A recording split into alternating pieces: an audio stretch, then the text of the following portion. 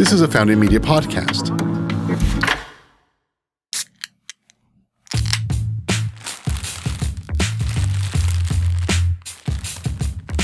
Well, welcome to another episode of Packing Taste.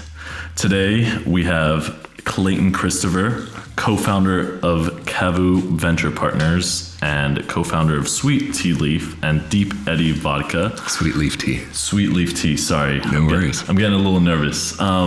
And I am your host, Axel Brave. Thank you for being on the show with us today. Thanks for having me, Axel. Yeah, of course. As we might have to do a couple different episodes when you get back from vacation because I loved our conversation about sailing and skiing, but for the purpose of this show, we'll stick to food. But I think I want to start a little bit in your younger days when you were a kid. What were you like? Where did you grow up? Did you always have this fascination with food, or how did all that begin? I grew up in Beaumont, Texas. So kind of a smallish town in southeast Texas. A lot of refineries down there. So I say great place to grow up, but you kind of want to get out of there after high school. Still have some dear friends there. But yeah, growing up there was just magical. It was, as soon as we get out of school, it was riding bikes all over the town and building forts in the woods, and just a really just a beautiful childhood. It was a lot of fun. Were you like a troublemaker? Did you like building things? Yeah, were you always building forts? Or? Very, very mischievous. We were sneaking out to wrap houses of friends and girlfriends, and then it was sneaking cars out when we were 14, 15 before we could really drive, and wrecking cars, and I'm thankful to still be alive. Yeah. And what kind of food were you eating in Beaumont? Because I know nowadays there's a lot of food coming out of that region, kind of. But as a kid, what did your mother make for you guys? I had a single mom. My parents divorced when I was younger, so the sound of the microwave, ding, that was usually the sign that dinner was ready. So we did kind of learn to cook a little bit on our own at an early age. I can remember my brother getting really upset with me as little kids because whenever she'd go to the store, she'd usually get Lucky Charms, and I would dump them all out and pick out all the marshmallows. And every kid, right? Yeah, and then my little brother would usually come down a little later than me. He slept a little later, and he'd dump it out, and there'd be no marshmallows left. He'd start crying. So malto meal, I remember learning how to make malto meal, so that was a staple. What's malto meal? Malto is kind of like an oatmeal, but super fine. It's like a grits. It's almost like grits, but I had it and I'd really tweak it. I'd start putting a little bit of vanilla in it, a little bit of cinnamon, butter, a little milk after it's finished. So yeah, I kind of honed my malto meal skills, and cooked in college some growing up, but I was never really a foodie because I was just so broke, until. Was being a foodie a thing? Back then, no, I wouldn't even known what that was until years after college. Yeah. So, and your mother would do the cooking, the microwave would do the cooking, which I used to knock the microwave, but now I'm learning that it's kind of a great instrument to have in the kitchen. In a pinch, for sure. She did make some incredible gumbo. Yeah. So when she wanted to cook, she could turn it on. And so I at least knew what really good food tasted like. Yeah, and where you were just telling me about your travels in Europe and the Middle East. Did you get any inspiration for food there? Because you said you attended St. Edward's University for a bit, decided to leave, and then is that when you started traveling around? Yes, after I went over to Europe, Middle East, North Africa a couple of times, just living out of a tent, and I'd love to say I discovered a passion for food there, but I was so broke I couldn't afford to eat much besides spaghetti and ramen noodles. So it was. Did you guys have a lot of kebabs there? Because when we go to Europe now, it's kebabs. I remember getting some in the Middle East. In Cairo, there was a lot of kebabs. Yeah, we had a lot of street food. Yeah, down there. When I did my first Euro trip by myself in 2013, 2014. Whenever you stay at a hostel, you go out with friends and whatnot. At the end of the night, you have a kebab or a gyro or a slice of pizza for €2. So that's kind of kind of the first foodie experience that goes on with travelers there. But I didn't know if back then you had the kebabs on every corner as well. Yeah, they're probably, even the street food oftentimes was too expensive. Literally, my budget was $500 a month. So you can imagine at $500 a month, I'm cooking over a fire pretty much every night, sleeping out of a tent every night. Where'd you like find spots to camp out, just wherever? It was like we'd look for parks in city, like parks in the middle of Paris or Munich. We spent a lot of times kind of like right outside the city. We'd find campgrounds and we'd find national parks. And that was, I think the most impactful part of those trips. It certainly wasn't any sort of influence, like I think, on food. It was more of just creating a mindset that like anything is possible. That like life is a big adventure, and anything that you put your mind to, you can do. And and I think had I not taken that trip, I probably wouldn't have started my first business, Sweet Leaf Tea. And had I just gone to school, probably would have worked for my father. He had a medical supply company, and I think we have a bit of an age difference here, but on that advice, I totally agree with you. I think without that trip, without vagabonding around, you would probably be kind of a different person, right? As you just said.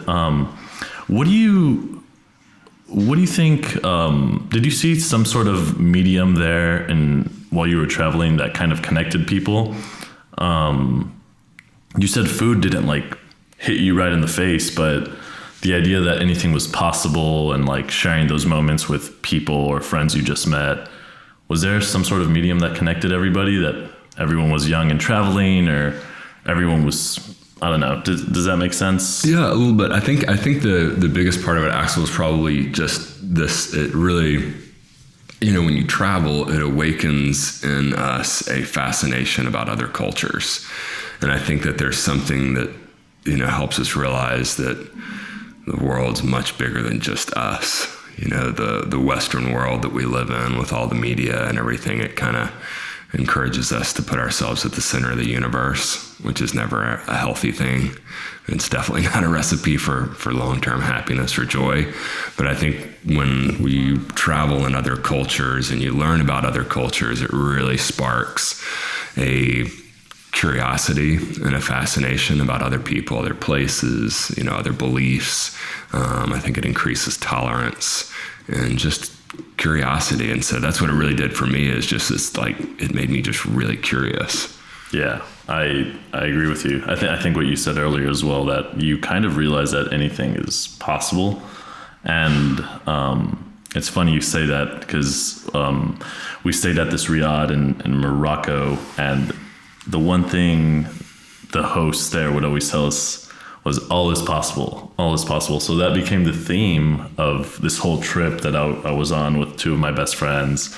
And you're totally right. I think moving around and seeing new cultures expands your mind, which makes you feel a little bit smaller. Like you're not in just this Western world that you grew up in, but it does what it did to me, and what it sounds like it did to you. It like made you hungry for this exploration, for this discovery of new things, which I guess is totally necessary to be an aggressive entrepreneur, is wanting to like feed that curiosity. Yeah, I think you have to have love adventure, because launching a business is a big adventure. Yeah, and adventure means the good parts and the bad parts. Exactly. Right? Any adventure usually has some danger to it. Well, yes, and that's what we get addicted to. Okay, so kind of fast forwarding into when you're now becoming a grown-up, can't travel your whole life. Maybe now you can, but you wanted to start a business and you wanted to move back to Texas, which was kind of an interesting choice, right? After seeing all these wonderful places all over the world, all these open people, you wanted to come back to Texas, which it took me a while to fall in love with. But did you want to come back here because of home, or you saw opportunity to start a business here? So it was really, I was living on a sailboat. You know, it was very selfish. My first reason for starting a business, which was Sweet Leaf Tea, which was my first business. I was living on the sailboat down in the Florida Keys with my girlfriend. It was her parents' sailboat. Her family taught me how to sail.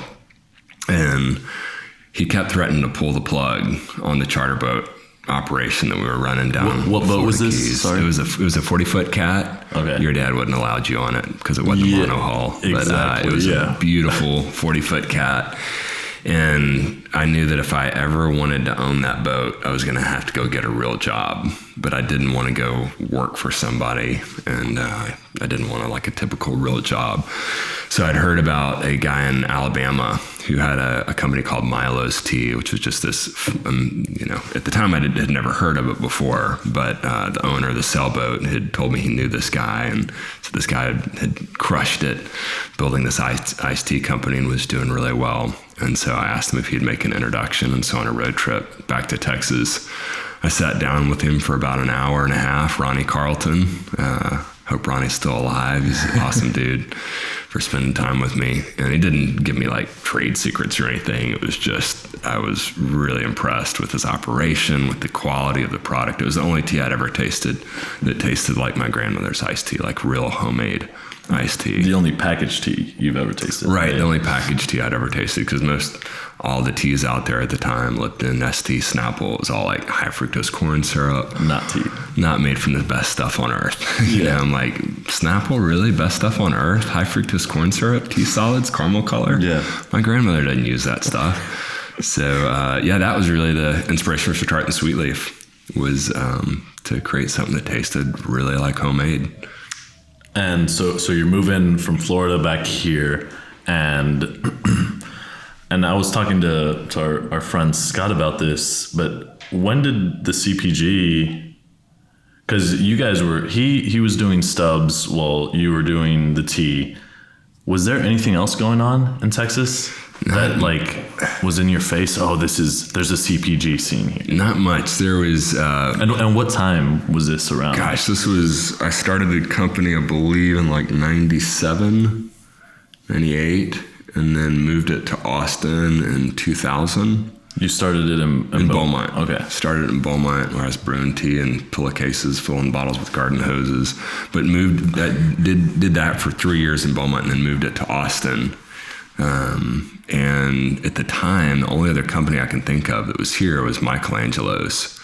Frozen. They did frozen kind of high-end lasagnas and eggplant parmesan. Mike Renna is a dear friend. He sold that company a couple of years ago, and he's kind of under the radar screen. But there just was not much at all. There was a Texas Coffee Company that made some spices and coffee in Southeast Texas. So I would hassle those guys to try to learn whatever I could. So there it was hard to find mentors. Okay, that's what I was gonna ask. There's no one you could bug to be like, hey, what do I do here? Yeah, I'd try to hang around Scott Jensen, and he was usually too busy for me. Really? But he was kind enough to give me some advice here and there along the way. Well, I guess they started Stubbs in the 80s, so they were more developed and older. So I'd stop by his office every now and then and ask him for advice. Can we share some ribs and talk about tea? But totally different market, right? You're talking about high velocity teas at a grocery level, at least. Totally different distribution model. Oh, yeah. We were DSD, primarily through beer distributors all over the country. Yeah, very interesting. I'm trying to imagine myself in the late 90s looking at Austin, being like, hey, is there anybody out there? No, it definitely kind of felt like we were on an island. Yeah. So, and there was not much of a community at all when it comes, there was definitely kind of a feeling there's still an entrepreneurial community, but definitely not a CPG community. Okay. So explain to us a little bit what exactly you felt when you're like, I'm going to do this. I'm going to make this tea company. I have no idea what I'm doing because I've never worked in CPG, or CPG probably didn't even exist at the time. I didn't know what CPG meant at the time. Yeah. So how did you feel? But you felt comfortable doing this. How was that? I think it goes back to just that anything's possible, and an adventurous, curious mindset and attitude. And I just didn't feel like I had that far to fall. I was single, I was broke. So it's like, not like I had kids that I had to take care of or, college. I wasn't paying off any college debt because I never graduated from college. So it was more of just, it felt like the right thing to do. It felt like that we needed this type product out there. Milo's tea was only in Alabama, and they hadn't really moved outside the state of Alabama, so we really didn't have anything like that in Texas. Where we drink a lot of tea. So I felt like the potential was there, and sure enough, we got it out in the marketplace, and people bought it. Packaging was horrible.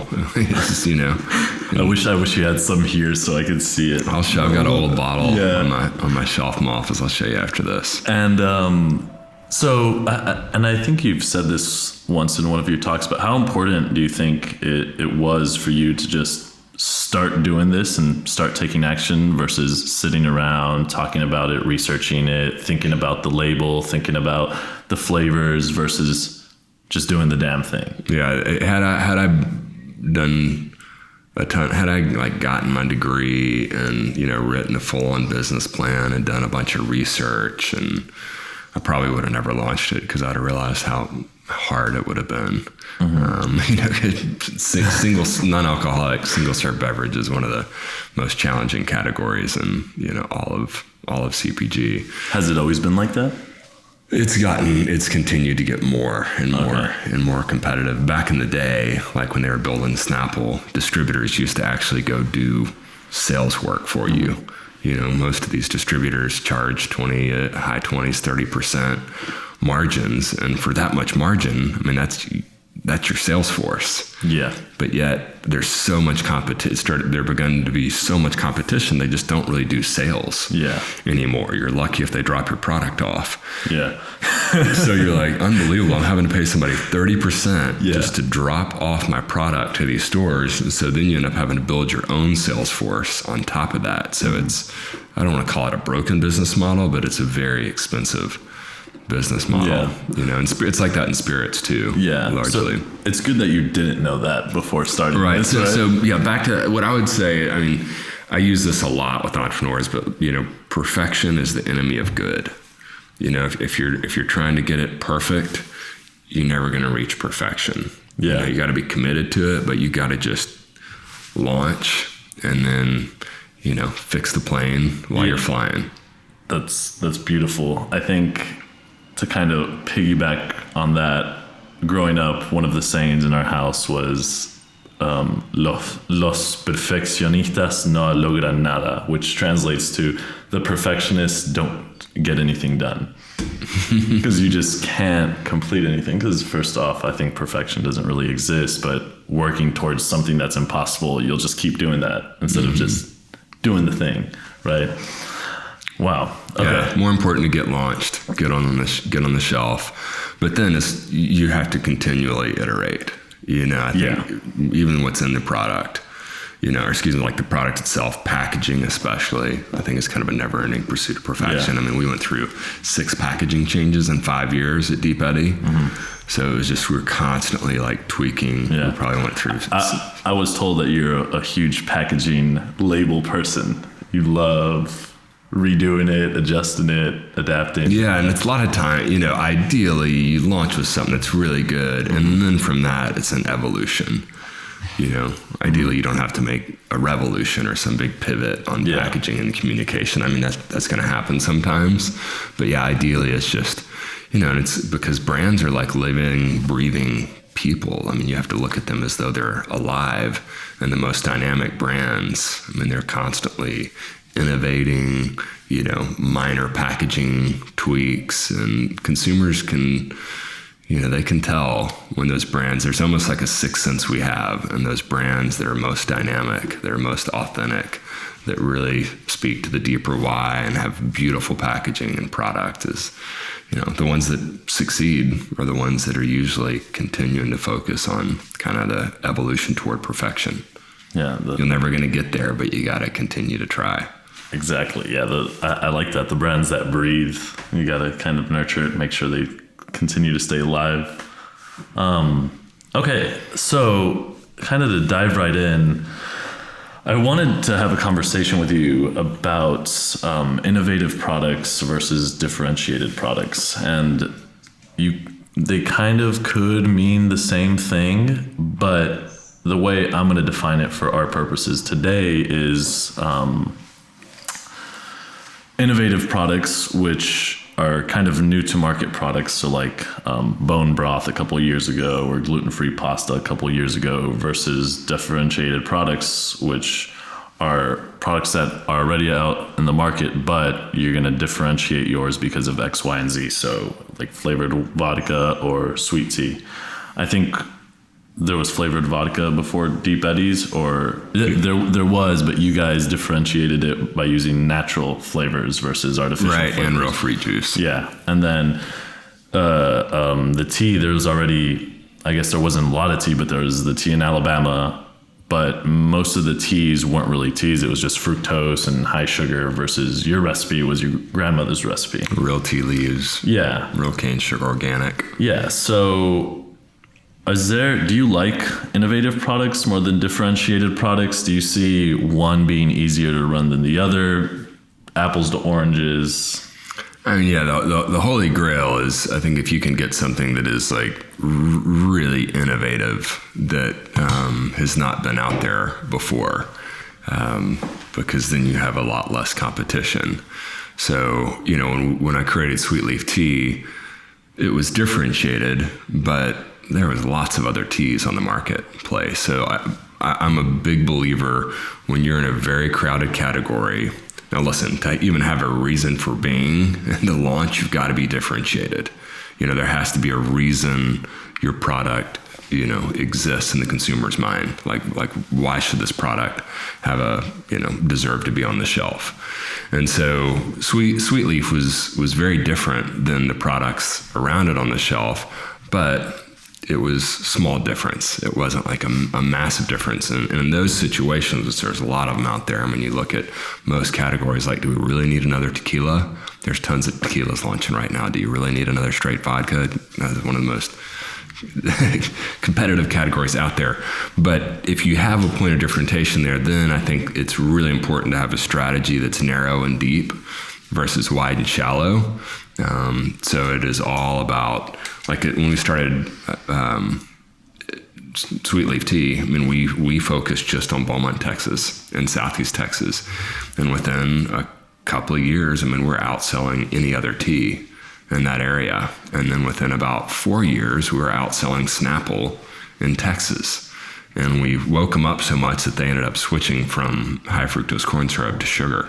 I remember folks around the office started freaking out, and I was like, no, this is a good thing. The big guys are changing, and they're changing for good, you know, because we're making them, taking a bite, you know, out of their hide. So that must have felt amazing. Yeah, I loved it. Yeah, I loved it. It made me, yeah, it's definitely one of those moments where it felt like we were doing something really good. Yeah, and it's good when a bigger company copies you. Like, I understand the people in your office freaking out. It's like, oh man, how are we going to do this? But I would have felt so excited, like, this is awesome. First, it's good that they're switching to natural ingredients, right?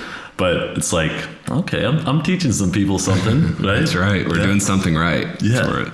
So yeah, I think, and it was the same thing when we launched Deep Eddy. Our sweet tea vodka was differentiated from the two competitors on the market, Firefly and Myrriah Weed.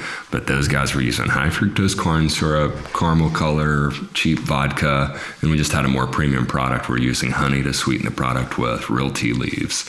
But on that one, I said, we're not setting foot outside of Texas until we're number one in this little category. Because if we can't be number one in Texas, our own backyard, we don't have a chance of being number two nationally. And we need to be the number two player in this little category. And so we focused all of our resources on just Texas. There's no way we could spend as much as, you know, Sazerac that had Firefly, or Diageo that had Myrriah Weed. But we could spend as much as those guys in Austin. Yeah, in a really small area. So that's what we did is we really hyper focused just on Texas. And within about a year and a half, we became the number one selling sweet tea vodka in Texas. And then we began to move outside the states, because had we started to launch in multiple states right out of the gate, we would have spent exponentially less money and had less resources to fight those battles in every state. So I don't get excited about new doors and new markets anymore. I get excited about velocity wins. Yeah. I used to get all excited when we'd land some new chain.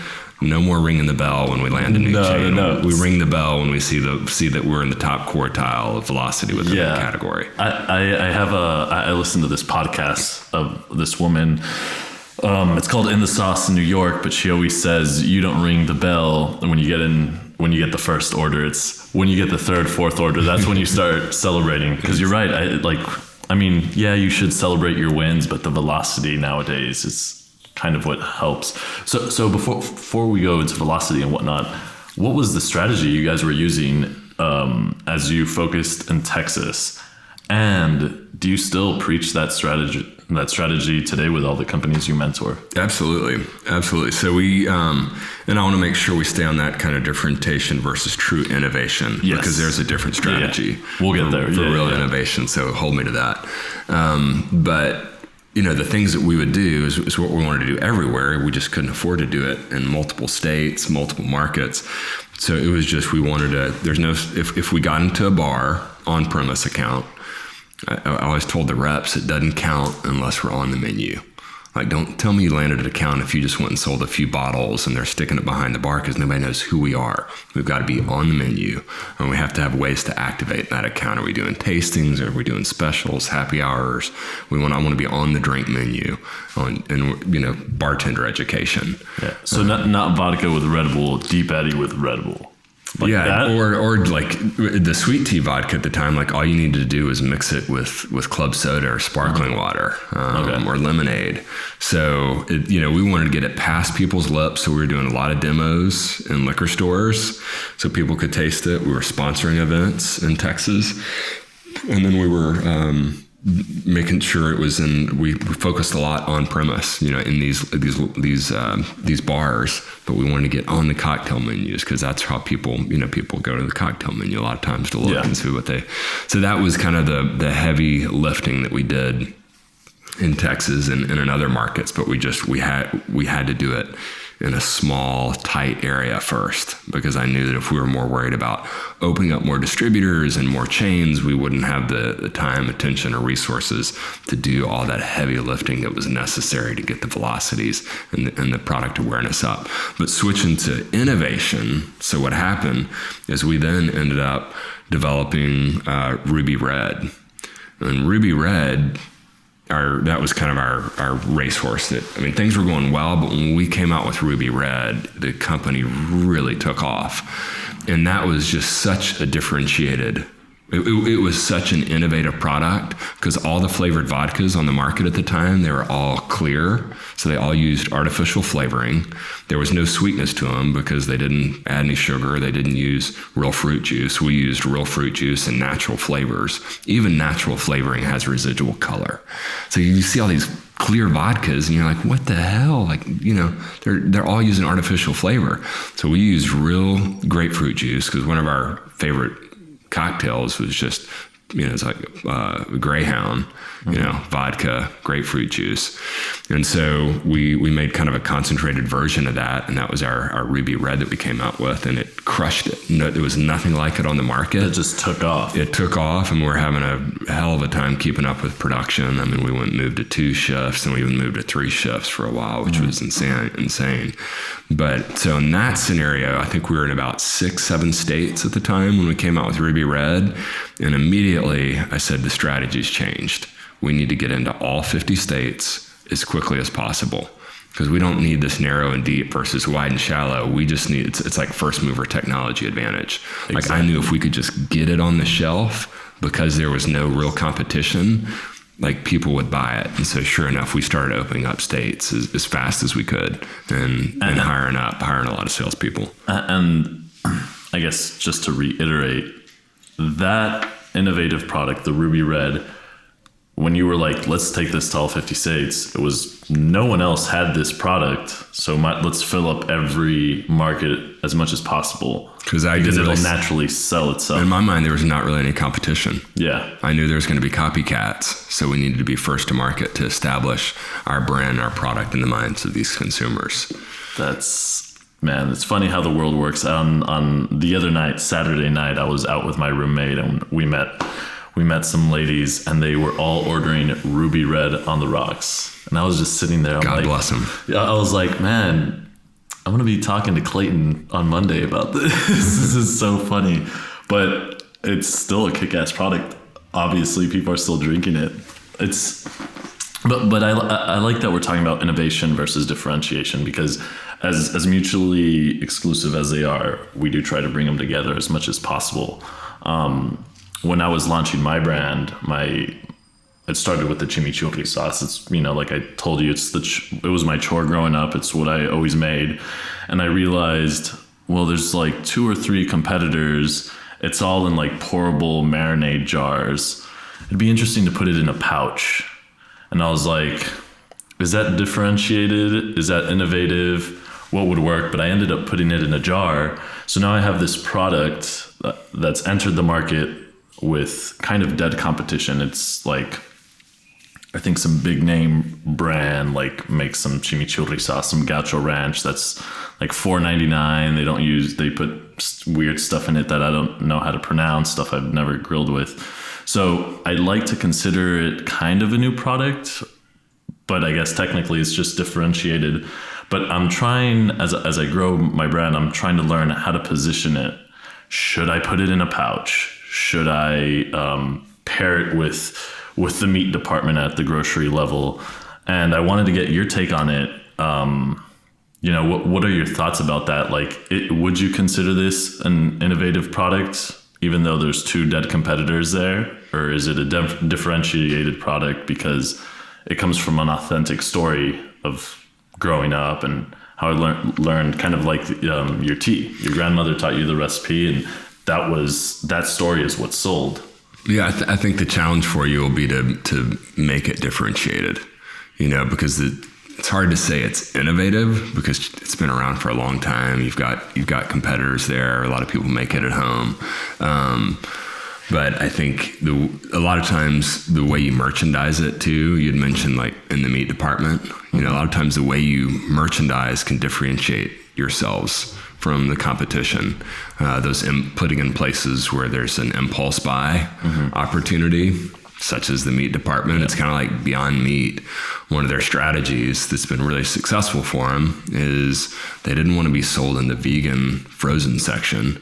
They wanted to be sold in the meat section, like with the butcher, in the meat department, because they wanted to go after consumers that weren't necessarily just vegans. They wanted to go after meat eaters that were just looking to help the planet and help their body, help their diet, taking a little less red meat by maybe substituting red meat once a week for Beyond Meat. And so by going into the meat department, they saw a significant lift in sales. Yeah, that's very ballsy stuff. That's like David and Goliath going against the big guys. And I heard, Matt Gase, he gave a talk on that, like positioning yourself against the big guys, but not stepping on their toes. Right. You don't want to wake the sleeping giant. Exactly. That's interesting because I wouldn't consider my products innovative because, like you said, chimichurri's been around for hundreds of years. It's not new, but you can differentiate them. Oh yeah. I like not using scientific, unpronounceable like chemicals in my product, which is a huge advantage for me, and being all natural and being keto. And I think the glass package is the right package, by the way. Yeah, it's a gourmet product. It's a premium, and glass says premium. Yeah, I've had countless people say switch it to plastic so it's cheaper to ship. So now I'm in this I'm boosting my online sales through ads, but it's expensive to ship. Do I compromise the premium value of this jar just so I can save, just so the consumer can save 75 cents on shipping? I'm like, I don't think so. I'd rather charge more. Yeah, exactly. I love being the highest priced product Really? in the category. Why is that? Margins are usually better. Mm-hmm. If you can command a premium price, none of us are ever going to be the low cost providers. That's what the big guys do because they have massive volume. So we have to be the high quality providers. That's where we can differentiate ourselves in crowded categories is by providing a better tasting, better for you, much higher quality product. The big guys can't help themselves. They can't help but go back towards high fructose corn syrup. They can't help but go to gums and thickeners and products that'll help. So they do everything in a chemistry lab. That's how they create it, and they do everything with an intense lens of margins and cost and driving cost out of the system. And so we're never going to beat them at that game. So we got to beat them at the game that we're best at, which is creating products that taste badass, taste much better than theirs, and are better for you. Yeah, it might be a little bit more expensive, and it should be able to command a premium price. Yeah, and the consumers have to care as much as we do. Yeah, and I think that sounds right when our products are coming from the kitchen, your products coming from the laboratory. But like you said, that's the name of their game: cutting costs, seeing where they can take away so they can increase that velocity. Which brings me to my next question: is the juggle of velocity, margin, and door count. And you kind of touched on all those, but is it a different formula for different brands? Is it a different formula for innovative versus differentiated brands? Yeah, I think the strategy does change some depending on how innovative your brand is. That being said, margins are critical. I've burned my hand a couple of times in business situations, not paying enough attention to margin. There's always the age-old adage that margin will always come as volume increases, as you get to real volume. So, don't worry about margins too much in the early days. That's what I believe. So I'm listening. It's true to a certain degree, but sometimes you're never going to get the volume unless you have margins, because margins are what give you money to spend on marketing your product and investing in sales infrastructure. So you at least need to have clear line of sight to really strong margins. If you don't have clear line of sight to good margins, strong margins, it's a broken business model. You got to have really clear line of sight, not okay, if we're doing 10 times the amount of sales that we're doing now, we just in our gut know that margins are going to be better. You got to really have line of sight. And ideally, you're launching with margins that are already strong. They're just going to get stronger with volume. I would never launch a product with crappy margins right out of the gate. So outside of that, talk about margins, nothing's more important than velocity. I'll take strong velocity over door count any day, because if you have really strong velocity, if you're winning in the doors that you're in, even if you're not in many doors, my belief is you can get into any door you want to. If I have a strong selling story, even if I'm only in a few hundred stores, I can create a story for that buyer of that much larger chain. Because my sales presentations, my favorite way to present these things is always because these buyers are risk averse.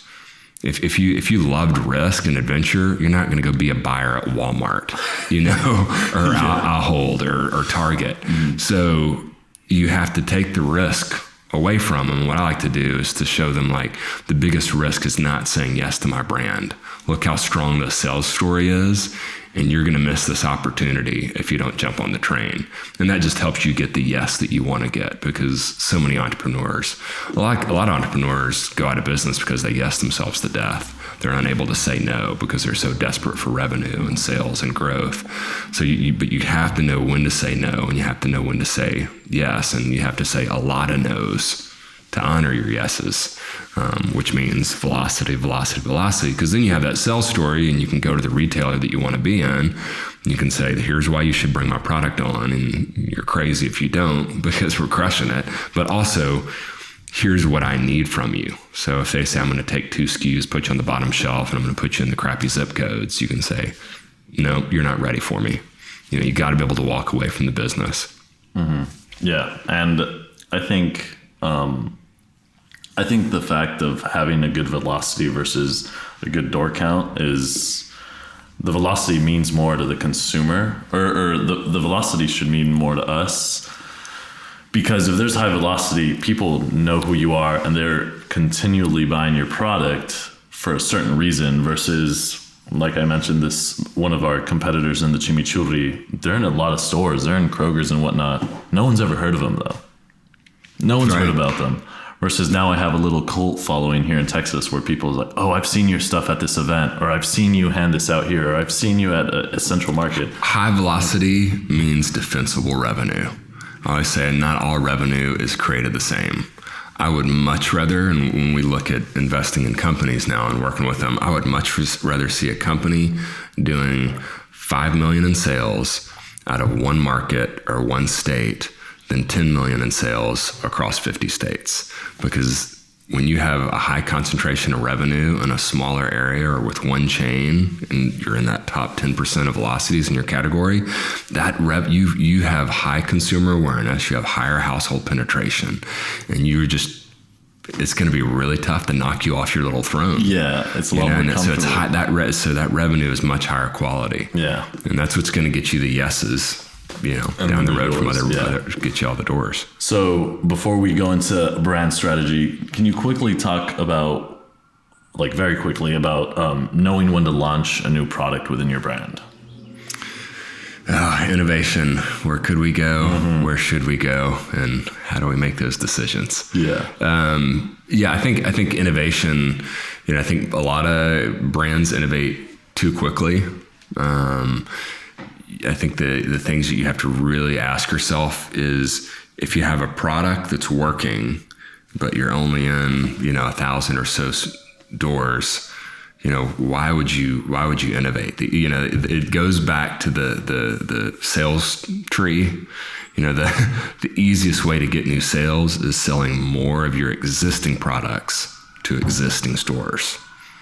The next step up the sales tree, the easiest revenue after that, is selling more of your existing products into new stores.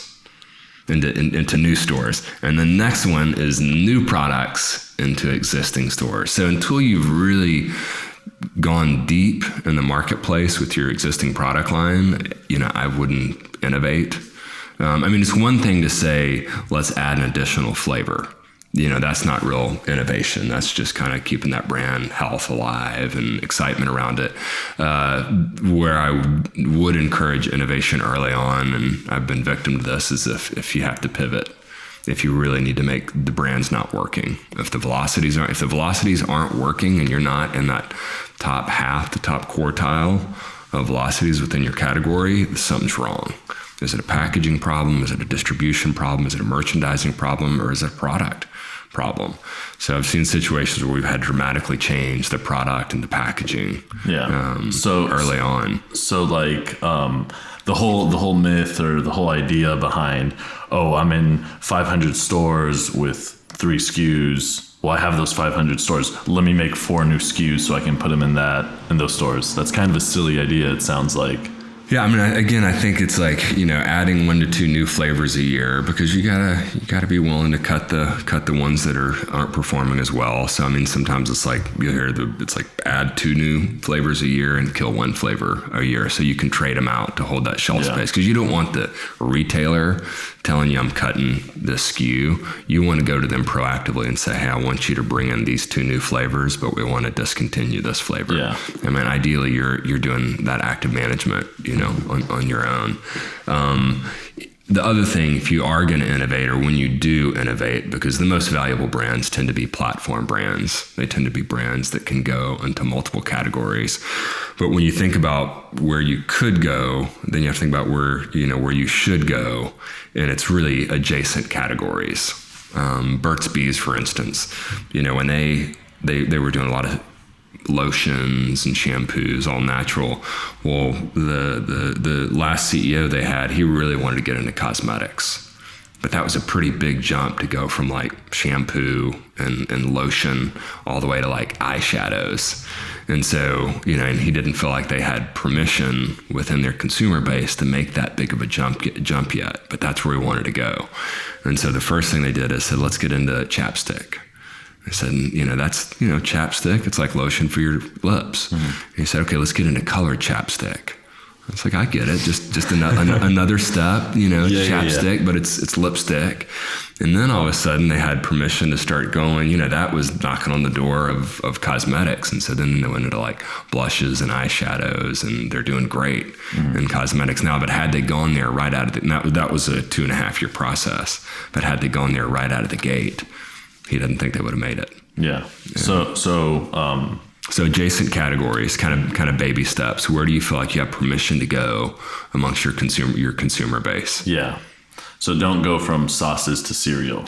Right. Yeah, probably not a good idea. Probably not a good idea. Chimichurri to compete with Captain Crunch. Yeah. I don't know if your consumers will support you there. Yeah. Okay. So let's talk about strategy or really messaging. How important is the messaging between the brand, the product, the consumer, and how much do you love packaging and a clear message? Yeah, it's critical. I mean, it's funny. We did this. My wife, she was in the CPG world as well, so she does this stuff with our kids. She'll go take them to the grocery store, and our 4.5-year-old, she'll put 2 packages next to him and say, James, which one do you want? Which one do you like better? He always goes for the one that has like the more attractive, brighter packaging. It's like, it works on adults too, not just kids. You've got 2 seconds to make a first impression with your packaging. So it's gotta pop, it's gotta stand out. I see a lot of people make design mistakes by creating it in a vacuum. You can make packaging that looks great when it's sitting there all by itself on your computer screen, or like on the shelf, in your office, your cube. But when you put it next to all the competition, it can get lost really quickly. So when you're designing, you gotta put it in a competitive shelf set, and go stick it in wrap the label around it, stick it in the shelf next to all the competition, and does it really jump out? And then I think it's like, there's brand attributes, and then there's product attributes. And it's like, what's going to resonate more with the consumer? And so a lot of times doing some basic consumer research can be highly effective in knowing, because you may have all these different product attributes, but what's going to resonate most with the consumer? Because what may be most important to you may not be most important to your consumer. So knowing what it is that's going to attract them to your product can really help you prioritize when you've got limited real estate to communicate. So have some kids so they can do the research for you. There's much cheaper ways to do consumer research than having kids, I can assure you. I imagine. But that's very interesting. You say you have 2 seconds to catch someone's attention. I'm talking to a branding agency right now, and they're like, or this Facebook marketing woman called me, not the branding agency. This Facebook marketing lady called me. She's like, you have 10 to 15 seconds to get someone's attention on Facebook with an ad. And hearing you say you have 2 seconds for someone to put their eye on your label on the shelf, that makes a lot of sense to me.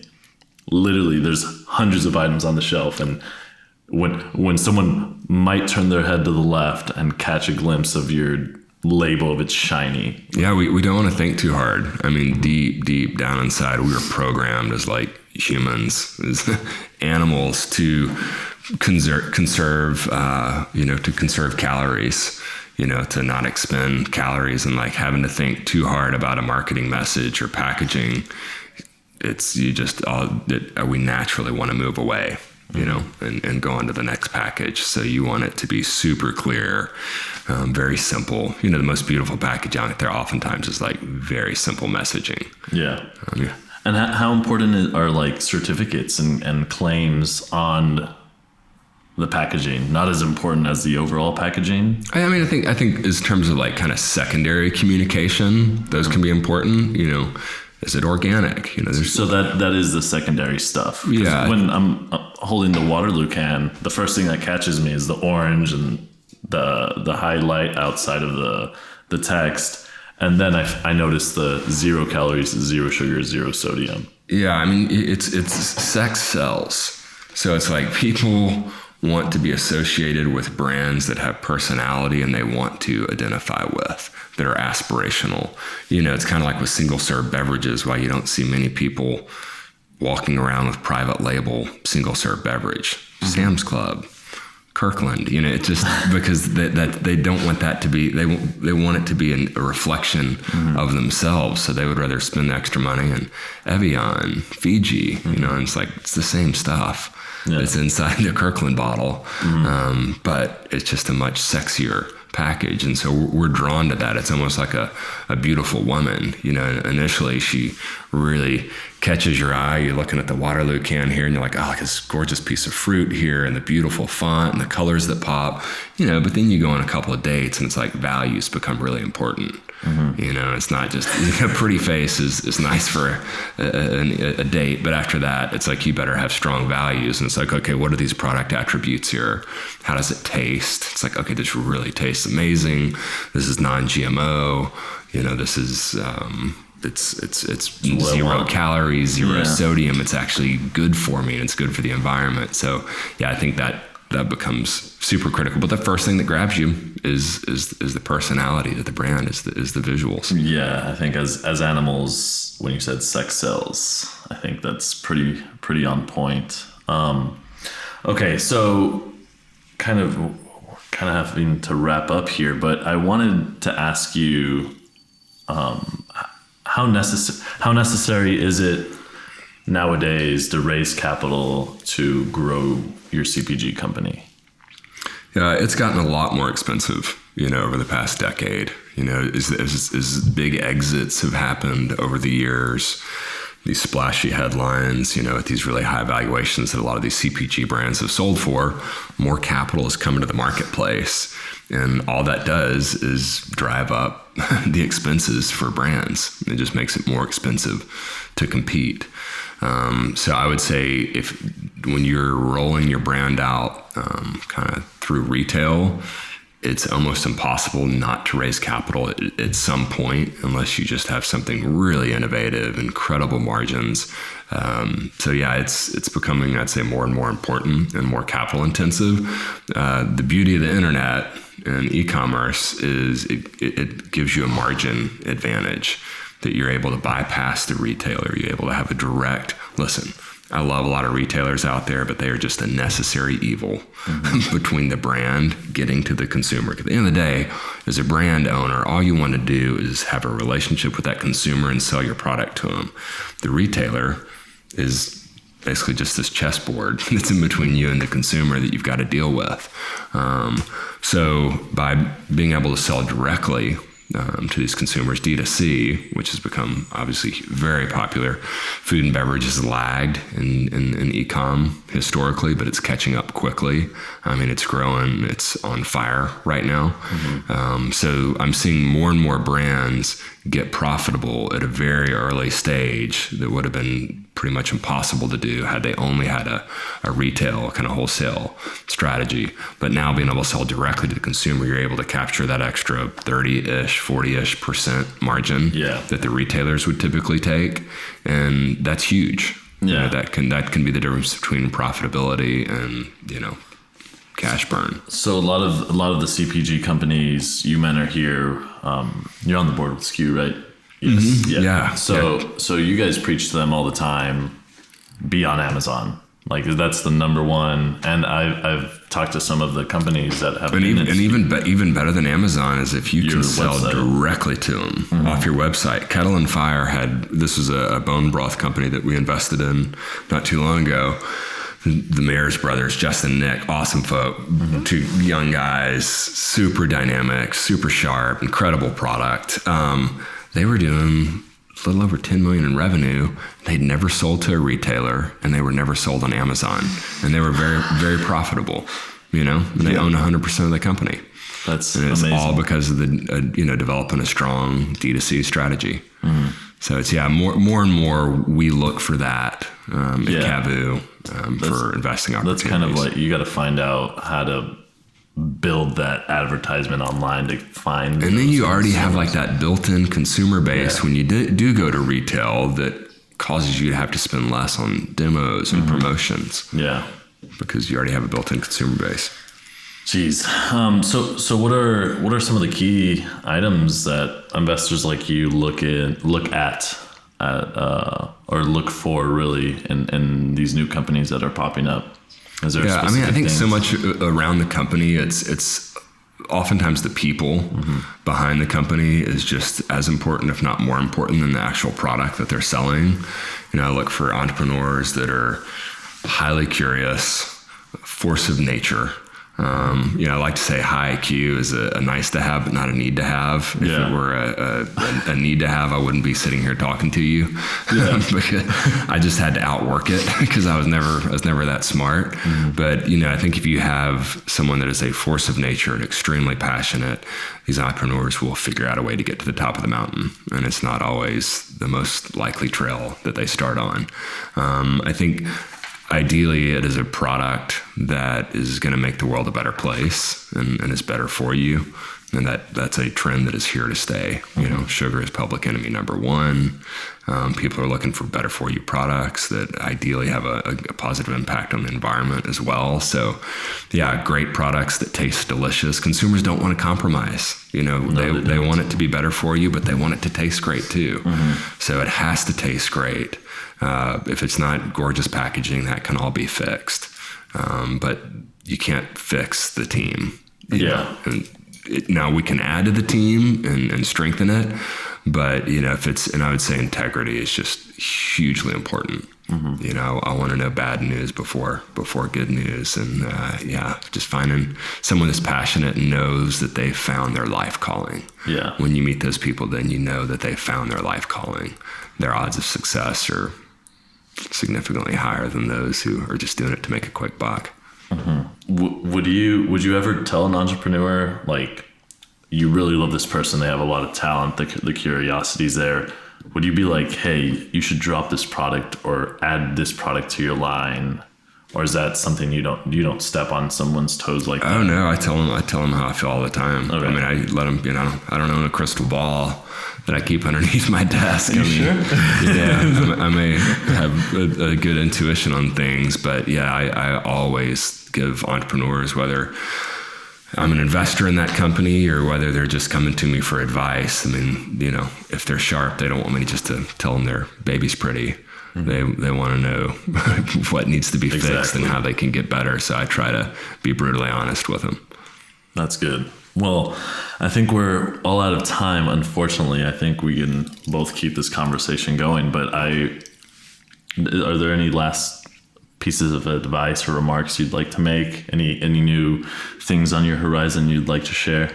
Yeah, if anything, I would encourage entrepreneurs out there to, figure out your deeper why, because we all know what the what is, the product is, but like what's your deeper why and your values. I think kind of your values, your own, for your brand, for your company, for yourself, those should all be pretty aligned. And your deeper purpose, why were you put on this earth? Because when you figure that out, it's a lot easier to say no to all the bright and shiny objects and distractions. And it's also very inspiring to people around you. And a lot of entrepreneurs don't focus on that stuff soon enough. Second half of life sort of stuff, significance versus success. Yeah, I agree with you. I think if people had the chance to take a trip, vagabond through Europe, they'll be able to realize some of this stuff. But anyways, I'd like to thank you again for coming on the show with us on Packing Taste. I had a wonderful conversation, and I wish you all the luck in the future, and I hope you have a wonderful time in Jackson Hole. Thanks, Alex. Can't wait to have the chimichurri tonight for dinner on some steaks or some Beyond Meat. Awesome. Thank you.